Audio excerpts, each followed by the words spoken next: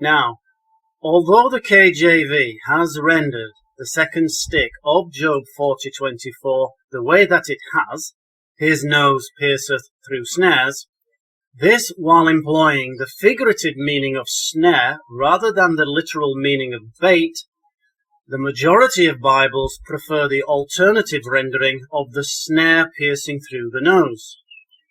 And this is probably due to the fact that although piercing through a literal snare is doable, there are much more suitable Hebrew words for breaking out of or bursting through something that binds.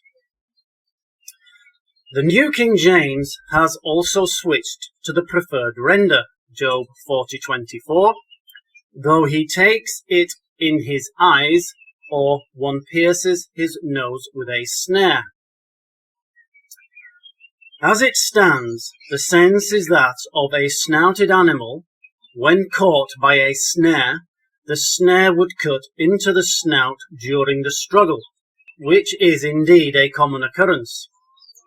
And now that we have replaced bait with an actual framework of the trap, snare, the noosed cord from the Septuagint, this certainly appears to be well suited. However, if we turn to the second oldest translation from the Hebrew into the prevailing vernacular, this time into Aramaic, namely the Peshitta, we find there that the noun snare is not used. The Peshitta, like the Septuagint, is also translated from a text not known to be in existence today. In David Bauscher's translation of the Aramaic into English, namely the Peshitta Holy Bible translated, instead of snare, he has net at Job 40:24. Don't concern yourself about the Aramaic having clouds instead of eyes just yet. Job 40:24, in his clouds let them take him, and in the net let him be held captive. And this, of course, not without reason, because when considering the trapper's options, this Aramaic word typically means net, as in the spreading of. Though by extension, figuratively, it can mean snare, as a general trap. Reverend Bauscher has typically translated the Aramaic word matsud to net, because another Aramaic word, pak, is typically translated to snare, Psalm 35:7, because they have hid snares for me, and they have spread a net for my soul. Pak we have already met in the Hebrew. Aramaic and Hebrew are closely related. In fact, both of these words correspond to the same in their respective languages. Therefore, by deductive reasoning again, it may well be that besides snare from the Septuagint, we also have net from the Peshitta to consider towards the original text of Job 40:24. And snare and net do stand in apposition better than bait and snare because they are properly suited synonyms in both being frameworks of a trap. And if you do a search of the KJV for duo combinations of snare, gin, net and trap, you will find 10 occurrences of them standing in apposition while in verse. And although these synonyms have been used interchangeably in translation, the point is that should we introduce, nay, reintroduce, the missing one of these synonyms, this would settle better within the tenor of Scripture.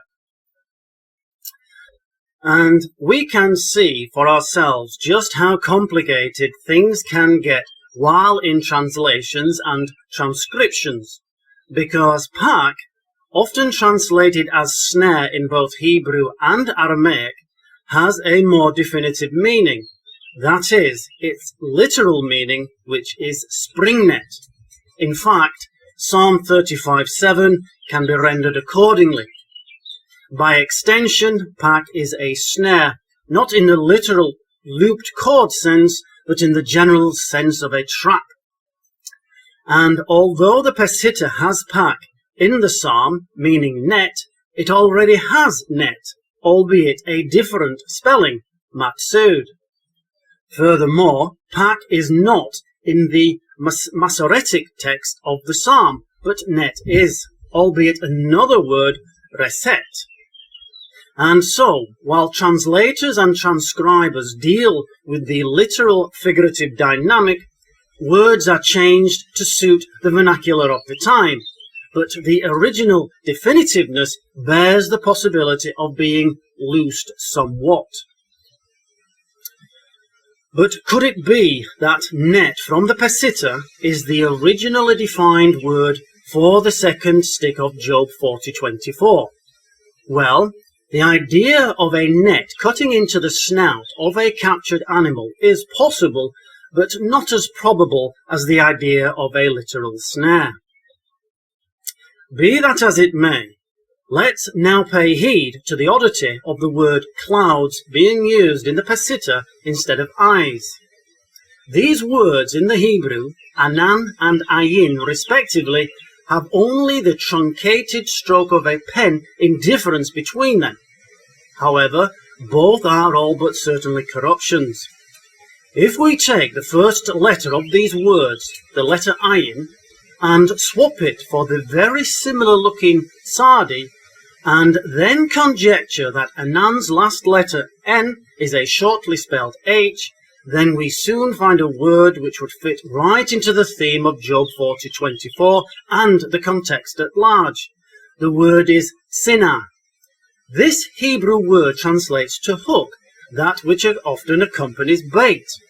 However, a hook is not required when a net is used, be it a spring net or a net spread over a hole. Notwithstanding, there is a counterpart of this Hebrew word which perhaps got lost because someone mistook the V for the very similar looking N, and this because the final R had been dropped. And this word is the piece of foodstuff that can be taken up with said hook and put into the mouth. Therefore, the word is a measured piece, that is, the bite size. And no other word in English fits this term better than bait, because the word bait actually derives from bite. Accordingly, bait replaces eyes, thus confirming that such was indeed missing from the first stick. But we slide it across from the pronoun it to its proper place. As it stands, then, bait has its correspondence with either snare or net, despite the fact that snare and net, as frameworks of a trap, would stand in apposition more properly. That said, bait and snare or net standing in apposition would not be wholly improper.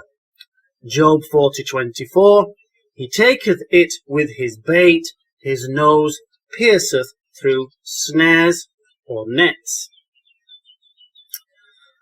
Evidently, there is still some work to do. So if we return to examine the rendering of the Peshitta, we notice that there are two synonyms used for seizing something, take and capture. But our rendering has only one, take. Therefore, we have something more to work with. And now here's the surprising thing. The Hebrew word for pierce, nakab, is only a letter's difference from the Hebrew word for catch in a snare, nakas, and this a literal snare. We are reminded here that the Septuagint gave us enskolumenos, the bringing together of catch and snare, to catch in a snare, or ensnare. So now we insert catch in a snare, thus replacing pierce. But because snare has been introduced, nay, reintroduced, the existing snare of the Masoretic is decidedly better as literal bait or lure, which thus corresponds aptly with bait of the first stick, and will also give the possessive pronoun his to the Masoretic bait, thus corresponding to the first stick. Job 40:24. He taketh it with his bait, his nose catches in a snare with his lure. This result consequently tells us that net must drop out from the second stick due to snare being confirmed, and then net has to move into the first stick, thus having its correspondence with snare. And now we notice that taketh or takes has to become involved with net, as in takes in a net. In doing so, it will correspond with catches in a snare. We also notice that the objective pronoun it can remain situated after takes, only forcing the pronoun to change from it to him, staying in the third person, which is permissible. Job 40:24, he takes him in a net with his bait, his nose catches in a snare with his lure. And now you anticipate what's coming next. Oughtn't we to place the pronoun him into the phrase catches in a snare in order to correspond with takes in a net? Well, it certainly appears to be the right thing to do. Job 40:24, he takes him in a net with his bait, his nose catches him in a snare with his lure. Okay, it's looking good. Howbeit, we have the glaring problem of his nose. Well, this Hebrew and Aramaic word, ap, is also a conjunctive meaning moreover or indeed. In the KJV, we often see it translated into the word yea. What's more, this conjunctive is more often used in poetry, leaving a counterpart for plain speech. And behold, it is situated in the right place for a conjunctive. And as for the possessive pronoun his, well, this pronoun is not in the original texts, but has been arbitrarily supplied. Accordingly, we drop the pronoun and switch the noun for the conjunctive. Job 40:24, he takes him in a net with his bait, yea, catches him in a snare with his lure. And now we give attention to the fact that the subjective pronoun he cannot, of course, be referring back to Behemoth. He's not catching himself. Instead, we can change the pronoun to the indefinite one, an option which is certainly permissible in the Septuagint. This result can also have its correspondence in the second stick. Once again, Job 40:24, one takes him in a net with his bait, yea, one catches him in a snare with his lure.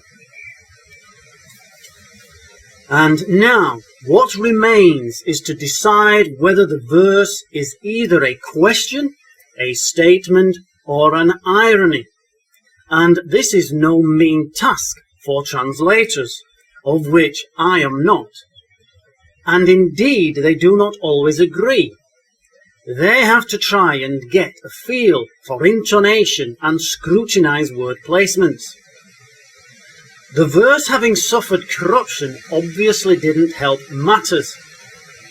Now, if the verse be a statement, then Behemoth is capturable by man, which then doesn't provide the distinction between the Lord and Job, in which Job acknowledges that the Lord can do all things, of which he cannot of the challenges laid out by the Lord. In other words, the Lord would not have challenged Job with these verses if a distinction between the Lord and Job were not to be made.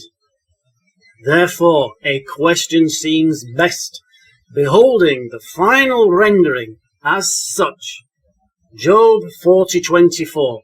Can one take him in a net with his bait? Yea, can one catch him in a snare with his lure?